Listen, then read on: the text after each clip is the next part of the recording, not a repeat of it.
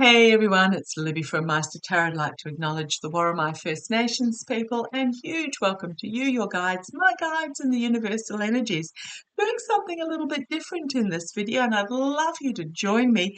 And feel free to comment in the comments section or email me at mastertarot@gmail.com, or just keep what you bring forth from this particular video to yourself if you feel you need to. But as we finish up 2003, and boy, hasn't it been a roller coaster, and buckle in for 2004 because it's going to get even more of a wild ride.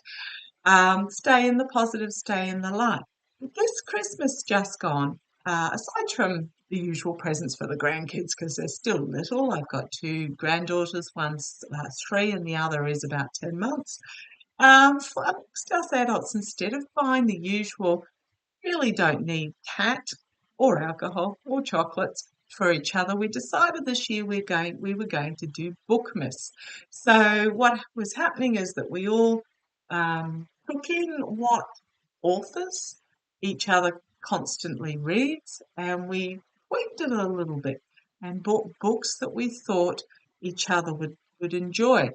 And by doing so, we're expanding the repertoire of authors that each of us are reading into areas that we would not have normally gone before. Now, particular book bought for me by my daughter, Patrick Stewart's Making It So. For those that know me, know that I, from old viewers from a long way back, know that I am a Star Trek fan. Love Star Trek. I do future readings, as in future visions, with the cards and the pendulum. Done a couple for myself, and I can tell you the future, it's not Trek, but it's not Star Wars either. It's more Trekky than Wars, but it's not quite as glamorous as what Star Trek perceives the future to be. But great read, fabulously written by Patrick Stewart himself, natural storyteller. So that got me thinking over the last few days since Christmas, since I started reading this. I've been reading his early childhood, and I have to show you the bookmark made for me by my 3-year-old granddaughter. Absolutely fabulous. But it got me thinking about my story and from an early childhood. And I was really wanting, as we move into this new era, with Pluto moving into Aquarius, a really new era for all of us, thinking about our own life story. And just the first paragraph, the first sentence, the first page, whatever it is that you feel that you need to develop and to clarify where you came from. So I do apologise if this sounds a little bit awkward, this video, because I haven't written anything down. My story comes to me when I'm in that pre-sleep stage, when I'm in that sort of meditative stage. I don't meditate, but in that pre-sleep stage. Now, the story is writing itself in my mind. I haven't written it down, so if I sound a little bit while I'm explaining the first chapter, the first paragraph. It's because it's coming from my mind rather than actually something written down. So I really want to encourage you to do the same. And what we're doing is looking back on our childhood and from our new spiritual distance perspective, what we have to be grateful for, the honesty of our childhood, whether it be painful or whether it be joyful, and our connection with spirit throughout that childhood. So my first sentence would be, I should have been lonely, but I wasn't. I had two siblings, still have two siblings. I have two siblings, two sisters. But we were like 3 different fruit in a fruit stuck in a fruit bowl. Pineapple, a banana, and an apple. We had nothing in common when we were growing up.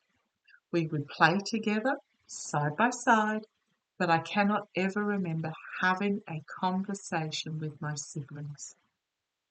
I had friends, but they were the kids of neighbours, or they were the kids of my parents' friends. They weren't actual friends of my own. They were just friends of convenience.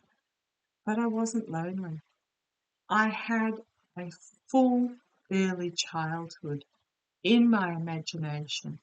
And when I look back from where I am now, I can see that that childhood was absolutely thriving and full.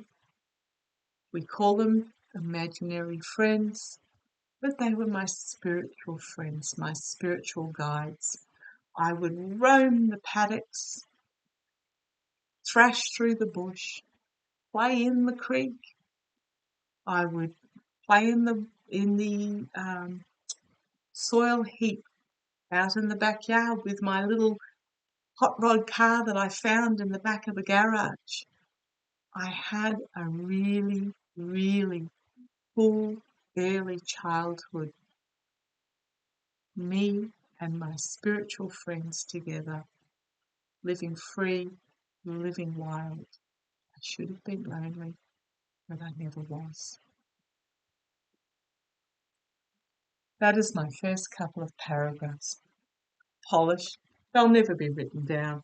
But I just want you to have a think about when you first, looking back, knowing what you know now, your first connection with spirituality, the richness in whatever way of your early life, things that you can be grateful for,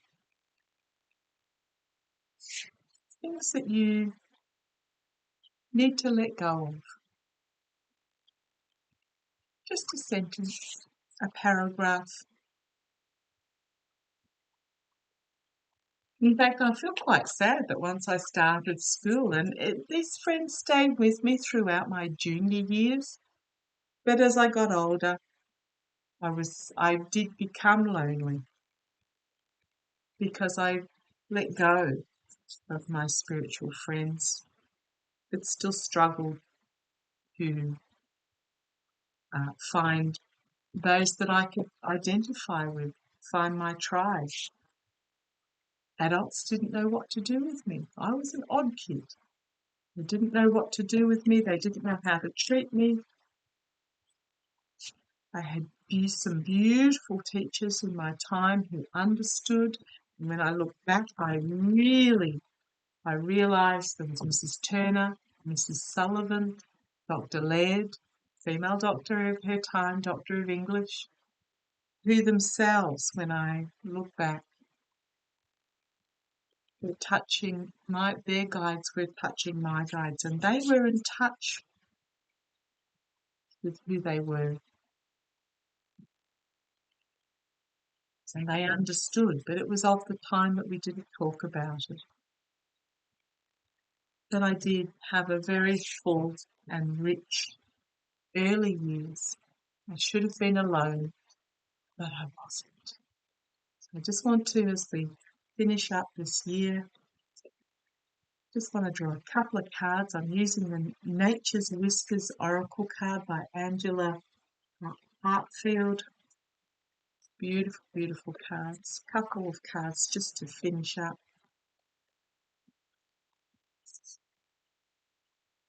Intuition.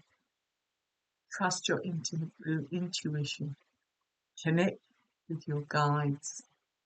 Look back and see how you were connected with your guides.